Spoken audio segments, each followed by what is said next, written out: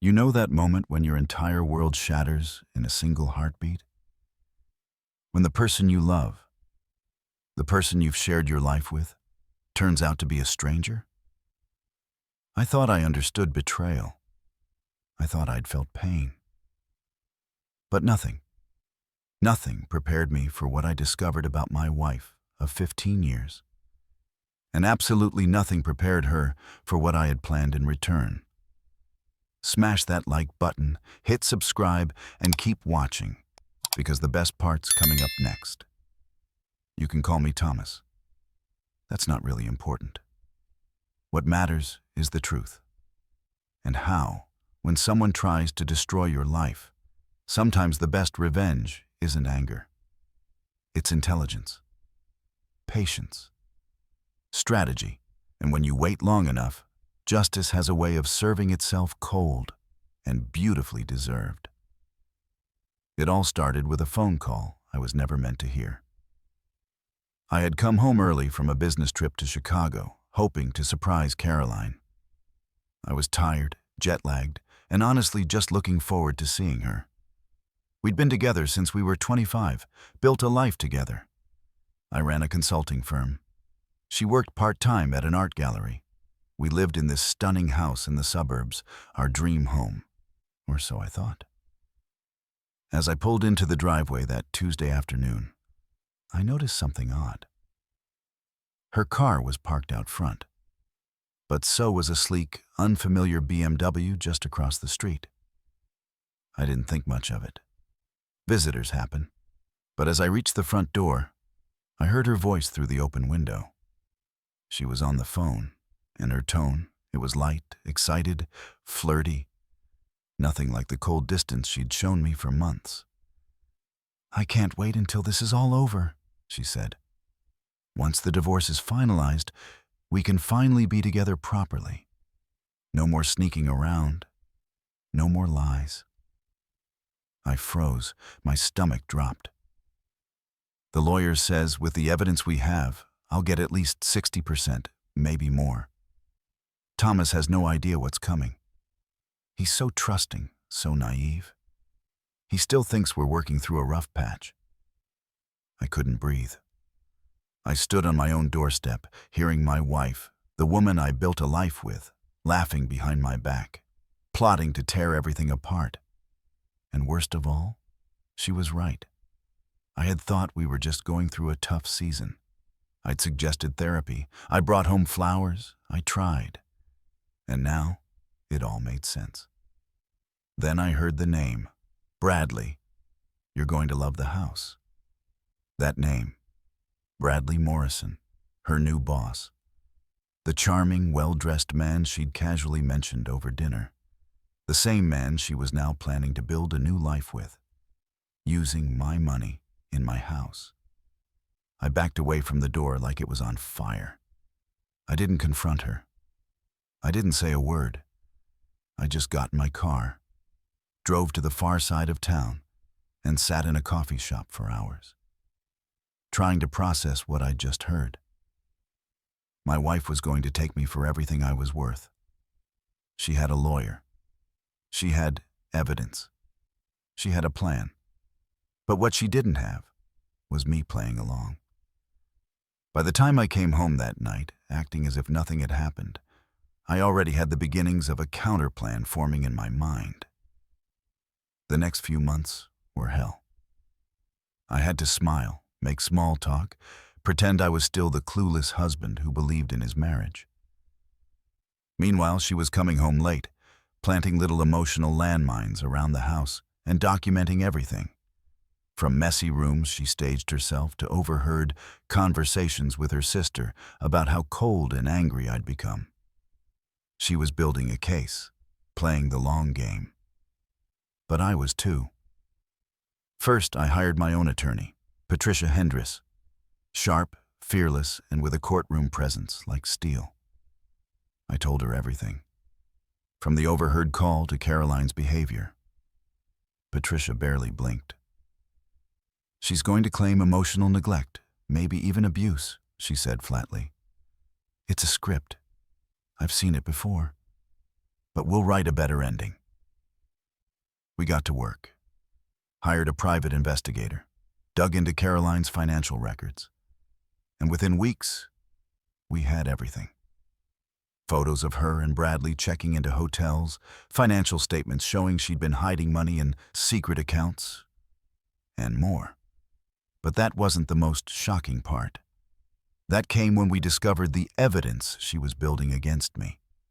Caroline had been secretly recording our conversations for months, trying to bait me into saying something she could twist in court. When that didn't work, she started editing the recordings, cutting my words out of context, splicing audio clips to create conversations that never happened. In one tape, she made it sound like I was threatening to leave her. In reality, I had simply said, "I can't do this anymore," while talking about cleaning the garage. It was textbook manipulation, fraud, and it would be her undoing. While she was busy playing the victim, I quietly restructured our entire financial life. Through legal means, offshore trusts, corporate restructuring, international investments, I made sure every dollar was protected. Not hidden, but simply untouchable. Even the house was transferred to a corporation under my control. One she didn't even know existed. Like what you see? Click like, hit subscribe, and stay tuned. Let's keep going. When the divorce papers finally arrived, served to me at home with a sheriff present like I was some kind of criminal, I didn't flinch. Caroline stood there, trying to look somber, but her eyes sparkled with victory.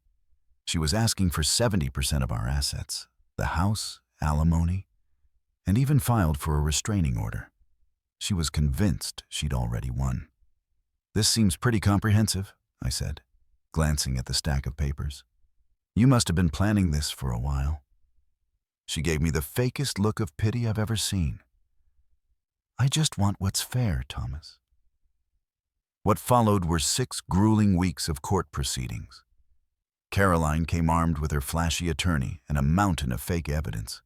Edited tapes, photos of messy rooms, and statements from friends who'd clearly been fed a story. She took the stand and gave a performance worthy of an award. Tears, dramatic pauses, emotional monologues about how I'd grown cold and frightening. "I just wanted to feel loved again," she sobbed. "I was afraid of what he might do." And I stayed calm. I told the truth. I admitted our marriage had cracks, that we were struggling, that I never saw this coming. I didn't accuse her, didn't expose her lies. Not yet. Patricia's advice had been simple. Let them dig their own grave. And when the time was right, we lowered the boom. Patricia stood and delivered a closing argument I'll never forget. She presented the original recordings, unedited and raw. The financial documents. The surveillance photos. And then, recordings of Caroline and Bradley, laughing about how easily she would bleed me dry. Caroline's face went pale. Her lawyer sputtered and objected. But it was too late. The judge, Margaret Chen, didn't say much. She didn't need to. Her eyes said it all. Then Patricia explained the financial restructuring. Every move was legal, every asset accounted for, but none of it accessible the way Caroline had planned. When Judge Chen delivered her verdict, it was swift and brutal. Caroline was awarded nothing. No alimony, no share of the business, not even the house. On top of that, she was ordered to pay my legal fees, and her case was referred for criminal investigation for presenting fraudulent evidence in court. But none of that compared to the moment in the parking lot after court, when Caroline looked at me with hatred in her eyes and whispered, "You bastard. You planned this whole thing?" I smiled, calm, quiet. "No, Caroline, you planned this. I just planned better."